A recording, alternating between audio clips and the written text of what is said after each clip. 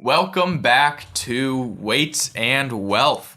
Thank you for sticking with us here as we continue to grow as podcasters. Yeah. I mean, I think we still have 3 or 4 people listening to us. Your mom, my mom, your brother, my sister, Alex. I guess that's... So 5. Yeah. Wow. Yeah. All right. Well, we have a fun one today, but first, we would like to just say again that this is neither investment nor medical advice. If you watch us visually, you see that on the beginning of every episode. But for those of you who ignore the description and the show notes and listen to the show and maybe haven't heard us say before, what we say on this show is not investment or medical advice. It is merely for your entertainment and critical thinking. Nick, have you heard of Subtropolis? I have not heard of Subtropolis. I've heard of Poptropolis. Poptropolis is a computer game from when we were kids. Slightly educational game, maybe. It was an online game. If you're younger than we are, you probably have no idea what it is. But Subtropolis is essentially like a man-made cave network in Kansas City, Missouri, I think. I saw it on Google the other day. And it's really cool. It's like over a square mile of these caves, essentially, that are dug out underneath the city for storing things. And I think companies use it for shipping, and it's pretty wild. I didn't know that we had underground cities, but apparently we do. Wait, do people live there, or is it just No, I don't think it's for living. I think it's just for like holding historical objects, and companies can rent it out for like storage and shipping, I think. But it's like they cut out of the limestone and left limestone in to make like pillars every 20 feet or something like that. But it's pretty cool. The pics are pretty cool if you Google it. But I was thinking, if we do have an underground city, essentially like Subtropolis, then the conspiracy theories about Denver International Airport must be true, right? Right. I mean, I think that they flew Obama there a couple times when, big news. I don't remember exactly Totally what was abnormal happening, for a president to travel to a major international airport. Yeah, and just stay there. The Denver conspiracy theories are essentially that there's an underground network of tunnels that serve as bunkers for the elite and for government officials, and it's the Illuminati headquarters.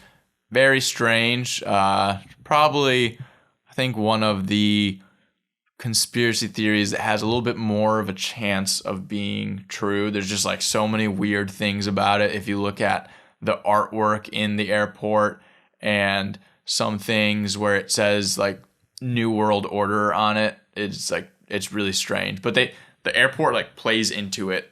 Like they embrace the conspiracy theories for some reason. I don't know. It's like they don't deny them. It's really strange. Huh. What's your favorite conspiracy theory? I would say that we're living in a simulation. Matrix? Mainly with could be the Matrix. Yeah, the Matrix. I think people have talked about just with how easily we can program things and create software that kind of tells us that we ourselves are programmed ahead of time. And there's the Mandela effect where people think that we're, switching realities kind of. Like the biggest one is Berenstein Bears. The children's Do you know how book? to spell that? Yeah. Spell that? It's probably like bear because it's Baron. So BEARANSTEIN.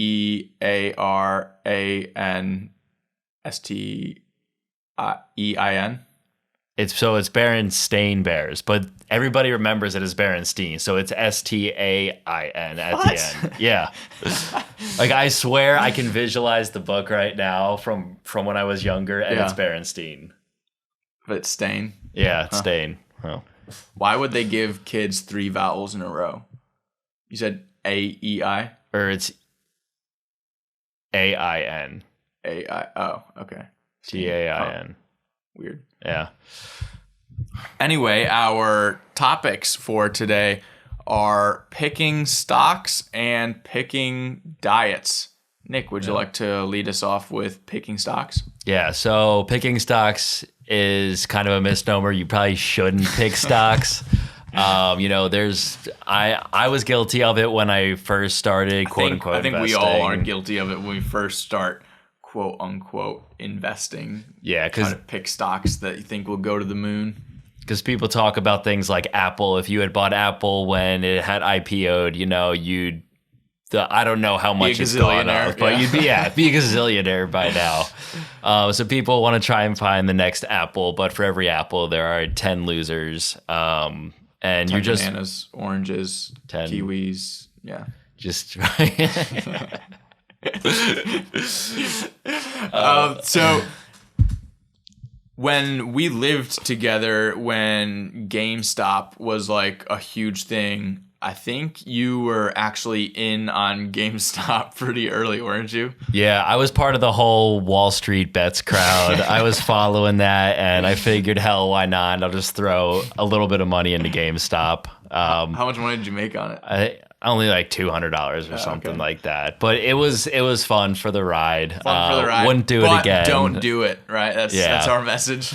Yeah, because it eventually plummeted. People lost a bunch of money, especially the people who were buying crypto, on essentially with options. Like people speculate and they try to get into something that's really volatile and that's going to shoot up, but then they just lose their money because they're too late. By the time you heard about it, it's too late, essentially. Right. Yeah. When it's making like the news stories, you're probably already too late to the party. When you heard about Dogecoin, it was coming down. Like, yeah. What's that saying? Like, don't try to catch a falling knife or something. Like don't try to like catch a knife because when it's in the air, it's going to start falling. You're just going to. Oh yeah, I haven't heard that one, but who knows? Yeah. Might not. My mom mixes up sayings and like puts them together.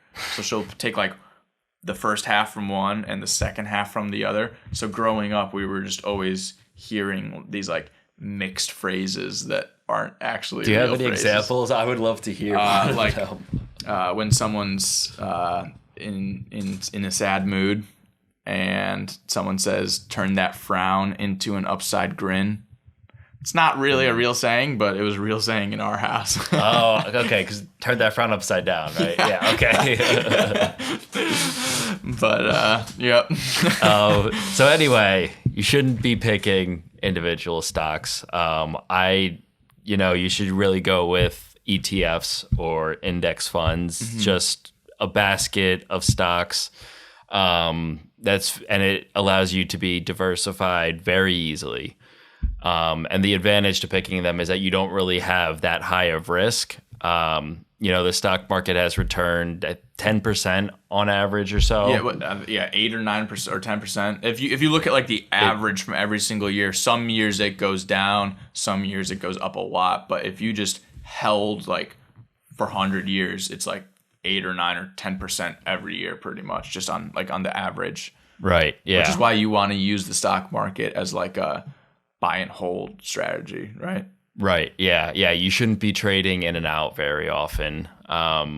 That's become really common with kids our age. I feel is kids with guys our age is like trying to day trade and like get rich quick, but it doesn't always work out that way, right? Yeah, I think 90% of day traders lose 90% of their investment within 90 days. No way. Are you serious? Yeah. Yeah. Wow. I had no people idea get into it hard. without knowing anything about it and just thinking it's a quick way to make money. Wow. When it's really just the buy and hold. Yeah. Yeah. Buy and hold is the way to go. What is the difference between like index fund and a mutual fund? So mutual funds, there's a lot more trading going on within the fund, and you'll have to pay tax based on those trades. Okay. Whereas an index fund, you can trade it like a stock. Mutual funds, you can't. It's much harder to get in and out of them. But there's people like day trading in the mutual fund for you, and you're trusting them to be good at trading, essentially? Right, yeah. Okay. And, even a lot of times they can't beat the market. It's very hard to beat the S&P. Yeah, I've always heard that like the vast majority of mutual funds lose to the market over the course of like 3 or 4 years or something. Like almost no one's able to consistently just beat the market. Isn't that why Warren Buffett hates mutual funds? Or I may not know. I didn't know. Does Warren Buffett have a quote on? I don't know. Well, Warren Buffett has guys. Most of his stock holdings in, I think, just 4 companies, 4 or 5 companies. But he knows what he's doing, apparently. Yeah. So I don't know. But yeah, like Robinhood really gave, or what really started the, I would say, democratization of investing, making it like more accessible to people, because with Robinhood you don't have to buy like full stocks. You can buy partial stocks, and it kind of led to a lot of people trying to day trade on Robinhood. Okay. Whereas you should really just invest in the index funds and let it be, and let the compounding interest take care of itself. Okay. I do know that there are some cases where the stock market basically like fails, but not in the US. Like in Japan, I think in the 70s, the stock market like came down and never went back up, but they had like a really old population because of, I think, what happened during World War II. Their like population age was really skewed, but for the US, it just seems to always go up. I think as long as the dollar remains the reserve currency of the world, the stock market should technically like improve continually, right? Is that the idea that people have, and why you should buy and hold? Generally, yeah. Because I mean, if the dollar collapses, we would have a lot more problems on our hands than our investments. But that's kind of interesting that you brought up that Japan had a declining population, because we're starting to see that in a lot of countries. Mm-hmm. And I'm kind of wondering how that will affect the U.S. going forward. If you have an aging population. Yeah, and it's interesting because it seems to be like a worldwide thing where I don't think the right term is fertility rates. I think it's a different term because I think people are choosing to have less children. Mm-hmm. But like I guess the birth rate is going down like almost worldwide, not worldwide, but in a lot of countries, right? So yeah, a lot of developed countries. Yeah, so it makes you like wonder if that would be the case. Like what happened with Japan, would that happen if a bunch of countries saw like an aging population? I have no idea. Like that's an interesting thing to think about though. Yeah, well, that was kind of a tangent, but not where we expected it to go. Do you have anything else as far as not picking stocks for us? No, I mean, it's pretty simple, just investing in index funds. It's, it doesn't take a lot of time. You don't have to put a lot of time or thought into it. It's really easy. And frankly, it's simple, pretty straight to the point. Yeah. It's not good to get involved with options and stuff like that, because that's essentially gambling. Okay. Yeah, you don't want to gamble with your investments. You want your investments to be investing and growing over time so that you have them when you're older, right? You don't want to gamble with that money that you're stashing away. Yeah. But I feel like a lot of people our age, that's what they think investing is. They think it's gambling because of what they see on TikTok and other platforms, and that whole get rich quick mentality we talked about in another episode.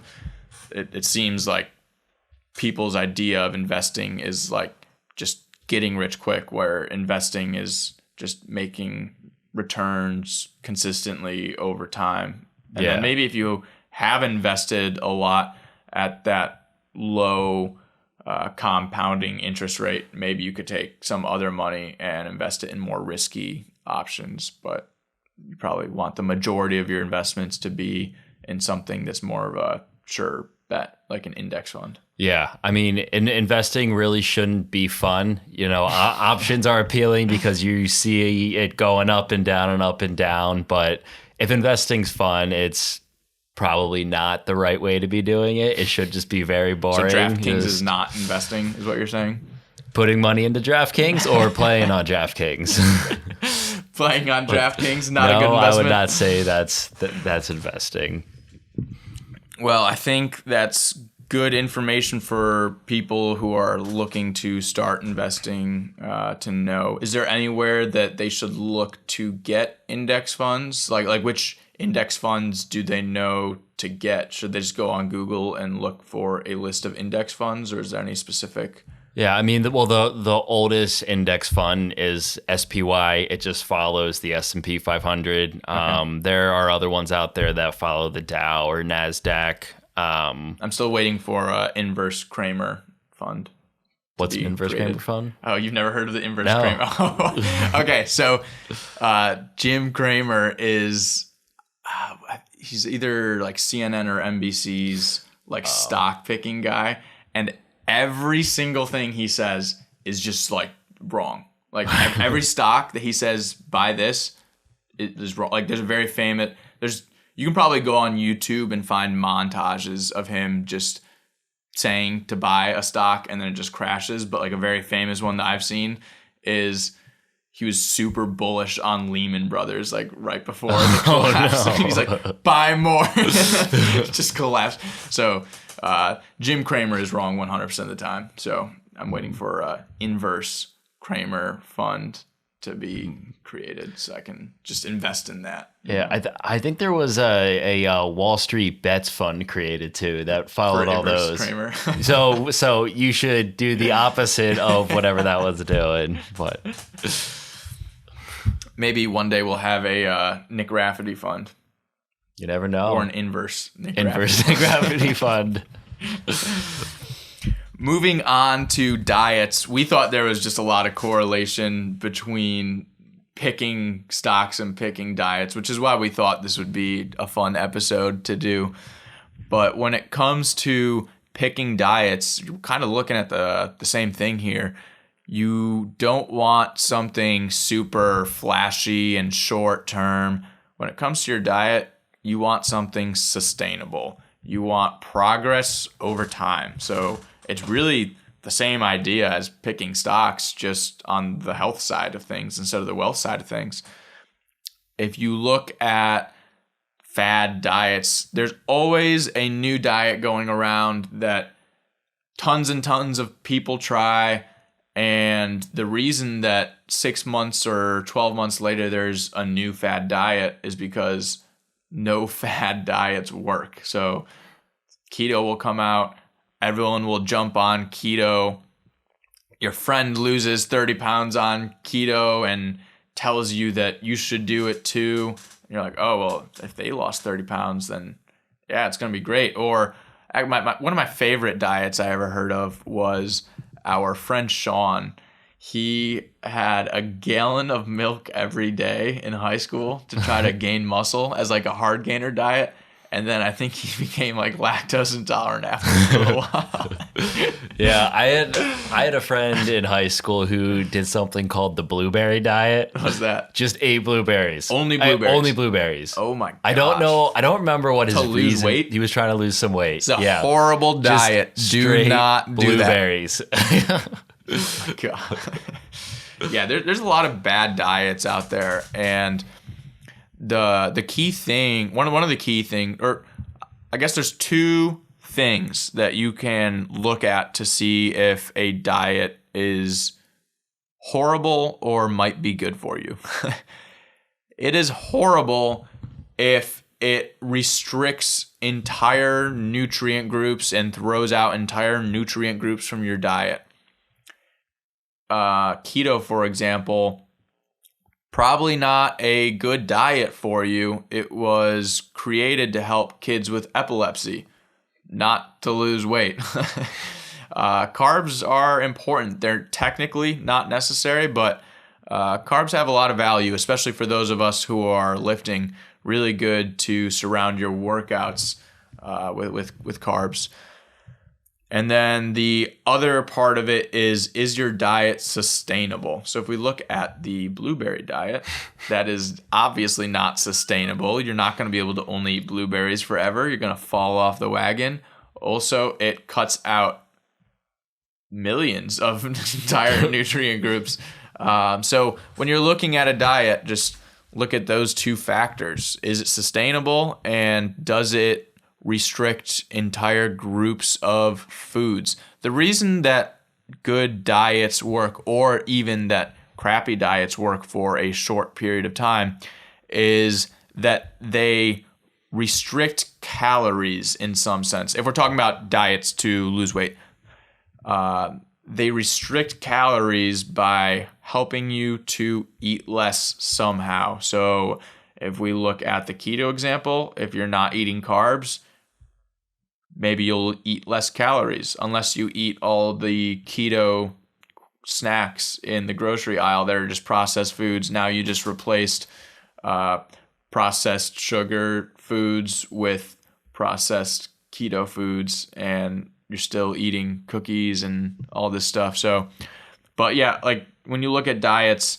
there's one way or another, they restrict your calorie intake, and that's why they work. But you want to be sustainable, because what's the point of dieting, losing weight, and then gaining it all back? Like, who wants to do that? Also, when you yo-yo diet like that and you go on and off, we call it yo-yo dieting. There's a good chance that it's going to make it a lot harder for you to lose weight the next time you try to lose weight, if weight loss is your goal. So whenever you fall on and off these fad diets and make it harder for yourself in the future to lose weight, you're really doing yourself a disservice, especially in the long term. So picking diets, much like picking stocks, go for the sustainable long-term goal. You'll be a lot more successful.